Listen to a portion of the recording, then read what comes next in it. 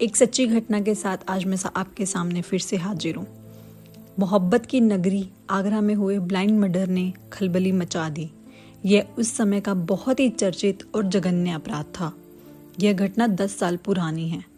यह 15 मार्च 2013 को शाम 7 बजे के आसपास पुलिस स्टेशन में कॉल आता है। सूचना यह आई कि दयालबाग के खेल गांव के आसपास एक लाल रंग की ऑल्टो लावारिस खड़ी है। सूचना वायरलेस पर प्रसारित हुई।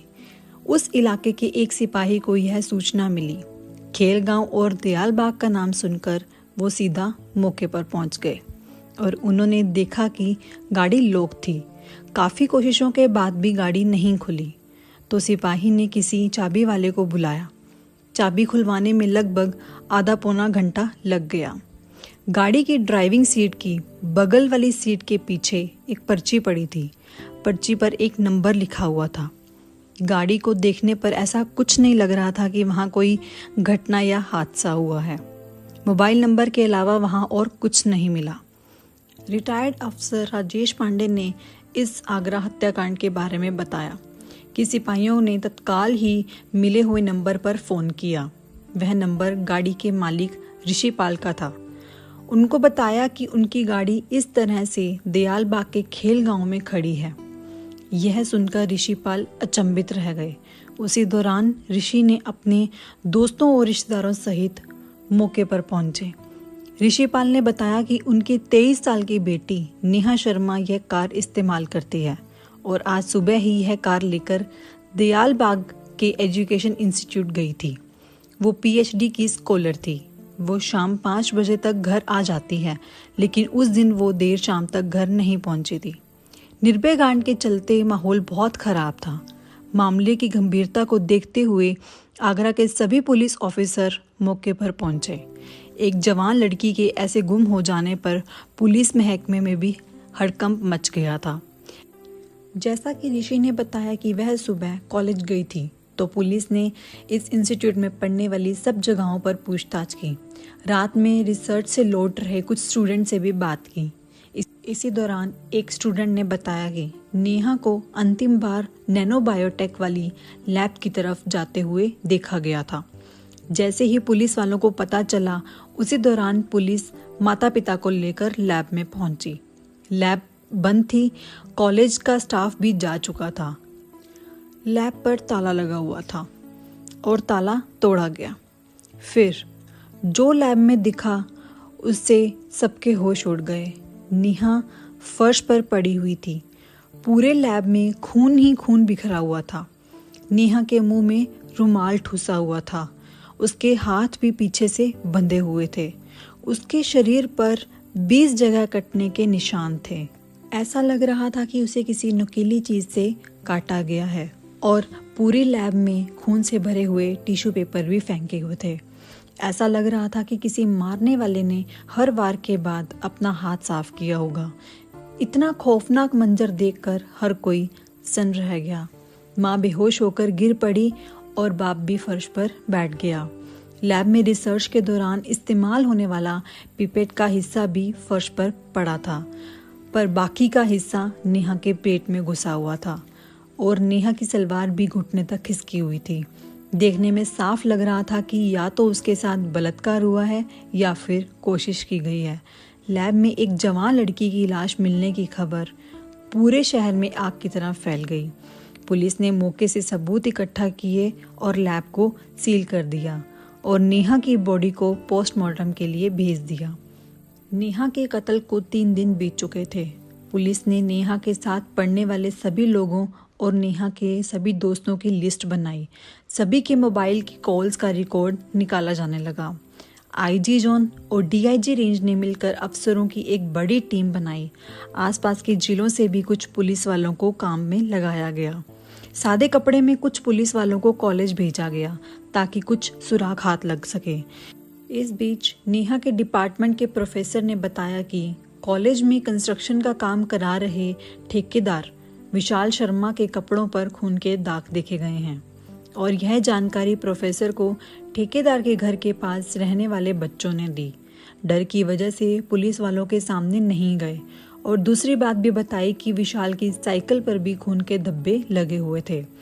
पुलिस को लगा कि अब काम हो गया और विशाल शर्मा को घर से उठाया गया।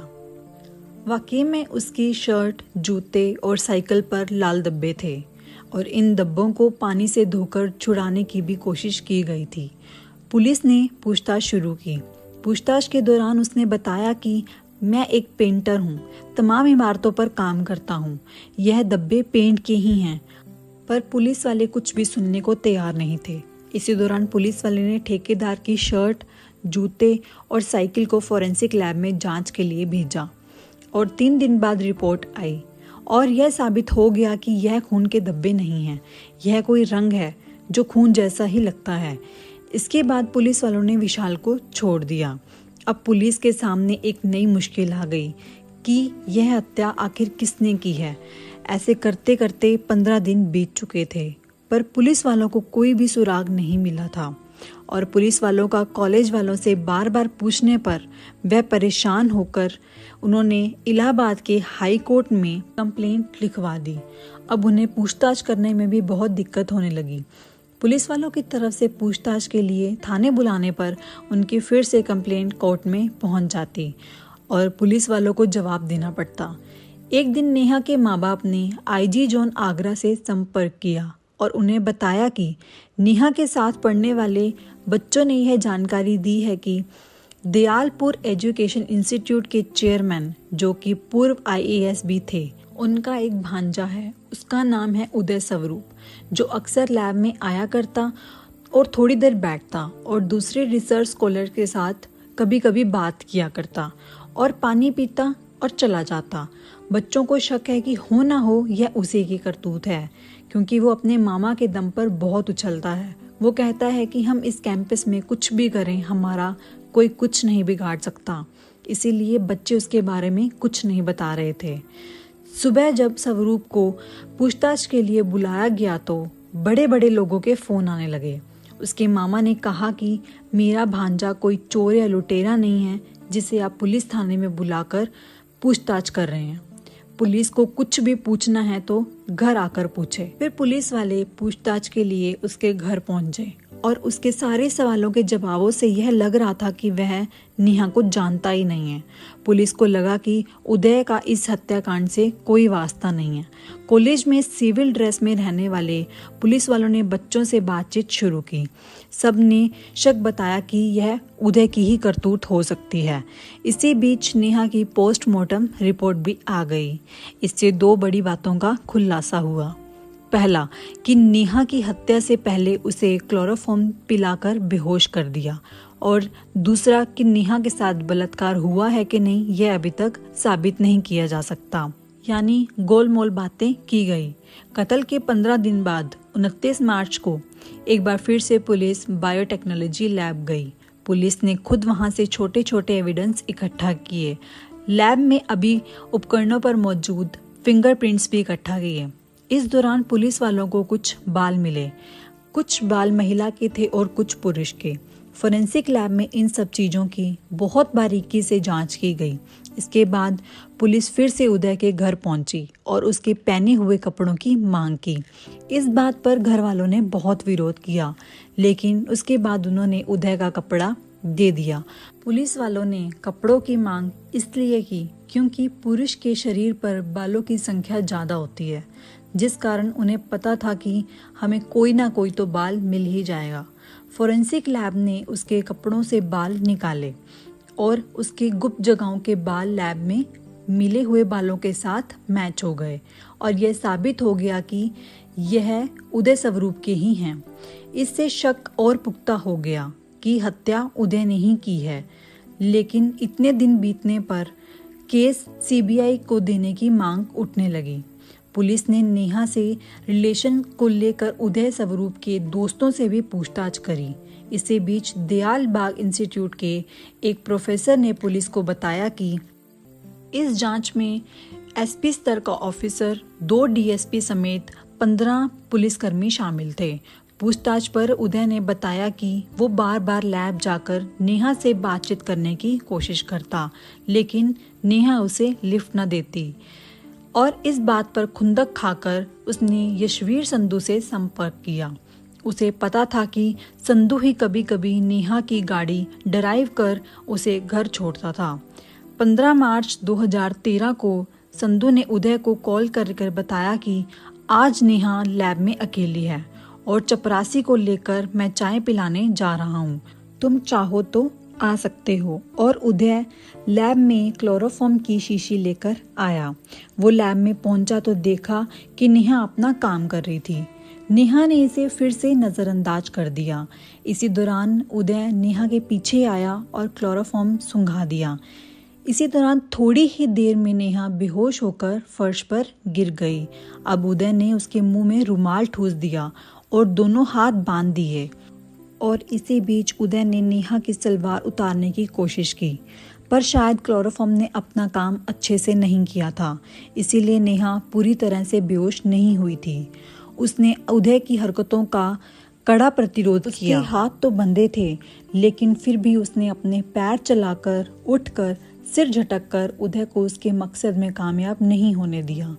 इसी दौरान उदय को बहुत गुस्सा आया और उसने पिपट उठाया और उसे आधा तोड़ नेहा पर हमला करना शुरू कर दिया। नुकीले पिपट से नेहा के शरीर पर लगातार वार करता रहा। करीब 1.5 घंटे से ज़्यादा शरीर से खून बहने के कारण नेहा की जान चली गई। अब उदय ने नेहा की गाड़ी की चाबी उठाई और लैब के बाहर यशवीर संधू को दे दी, ताकि उसे वो कहीं दूर ठिकाने लगा दे। यशवीर ने नेहा की कार को चुपके से दयालबाग के खेल गांव के पास खड़ा कर दिया। वहां से चला आया। चपरासी से लैब में भी ताला लगवा दिया। इस बीच उदय ने नेहा के लैपटॉप को पूरी तरह से तोड़कर वहीं पास की झाड़ियों में फेंक दिया। और मर्डर के 39वें दिनों बाद 23 अप्रैल 2013 में इस घटना का खुलासा हुआ और साल 2015 में दोनों आरोपी के खिलाफ चार्जशीट फाइल हुई। चार्जशीट को फाइल करने में इतना टाइम इसलिए लगा क्योंकि आरोपियों ने हाई कोर्ट में कई याचिकाएं दर्ज करवाई हुई थी। जब हाई कोर्ट से सारी स्टे खारिज हो गई तब जाकर कहीं चार्जशीट फाइल हुई। दोनों अभी तक जेल में ही हैं और नेहा के माँ बाप भी न्याय की मांग कर रहे हैं, पर अभी तक उन्हें कोई सजा नहीं सुनाई गई। आज के लिए बस इतना ही। फिलहाल मुझे दीजिए इजाज़त। फिर मिलते हैं किसी और घटना के साथ, जिसके बारे में आपको मैं पूरे विस्तार के साथ बताऊंगी। अगर आपको भी किसी घटना के बारे में जानकारी है तो मुझे उस घटना का नाम कमेंट बॉक्स में कमेंट करके बताइए। अगर हो सका तो मैं